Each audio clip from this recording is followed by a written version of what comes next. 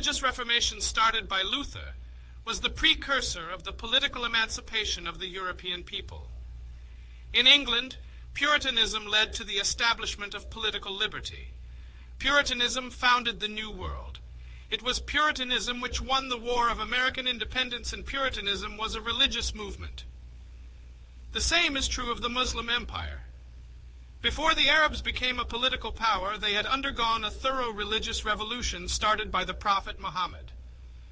Even Indian history supports the same conclusion.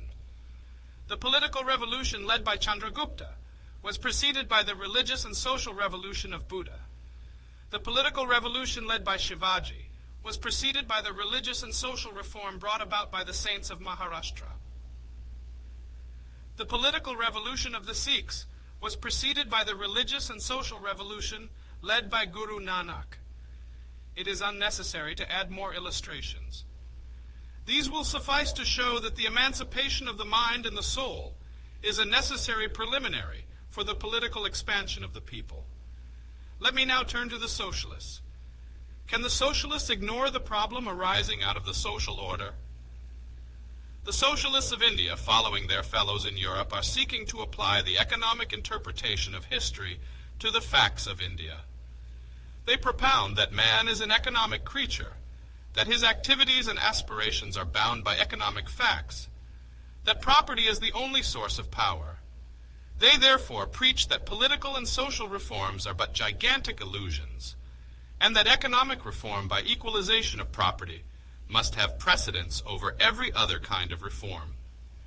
One may join issue on every one of these premises on which rests the socialist case for economic reform having priority over every other kind of reform. One may contend that economic motive is not the only motive by which man is actuated, that economic power is the only kind of power no student of human society can accept, that the social status of an individual by itself often becomes a source of power and authority is made clear by the sway which the Mahatmas have held over the common man. Why do millionaires in India obey penniless sadhus and fakirs? Why do millions of paupers in India sell their trifling trinkets, which constitute their only wealth, and go to Benares and Mecca? That religion is the source of power is illustrated by the history of India, where the priest holds a sway over the common man often greater than the magistrate, and where everything, even such things as strikes and elections, so easily take a religious turn and can so easily be given a religious twist. Take the case of the plebeians of Rome as a further illustration of the power of religion over man. It throws great light on this point. The plebs had fought for a share in the supreme executive under the Roman Republic, and had secured the appointment of a plebeian consul, elected by a separate electorate constituted by the Comitia Centuriata, which was an assembly of plebeians.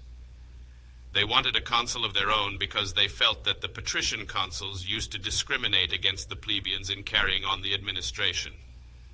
They had apparently obtained a great gain because under the Republican Constitution of Rome, one consul had the power of vetoing an act of the other consul. But did they in fact gain anything? The answer to this question must be in the negative. The plebeians never could get a plebeian consul who could be said to be a strong man, and who could act independently of the patrician consul. In the ordinary course of things, the plebeians should have got a strong plebeian consul in view of the fact that his election was to be by a separate electorate of plebeians. The question is, why did they fail in getting a strong plebeian to officiate as their consul? The answer to this question reveals the dominion which religion exercises over the minds of men. It was an accepted creed of the whole Roman populace that no official could enter upon the duties of his office unless the oracle of Delphi declared that he was acceptable to the goddess. The priests who were in charge of the temple of the goddess of Delphi were all patricians. Whenever, therefore, the plebeians elected a consul who was known to be a strong party man, opposed to the patricians or communal, to use the term that is current in India, the oracle invariably declared that he was not acceptable to the goddess. This is how the plebeians were cheated out of their rights. But what is worthy of note is that the plebeians permitted themselves to be thus cheated because they too, like the patricians, held firmly the belief that the approval of the goddess was a condition precedent to the taking charge by an official of his duties, and that election by the people was not enough.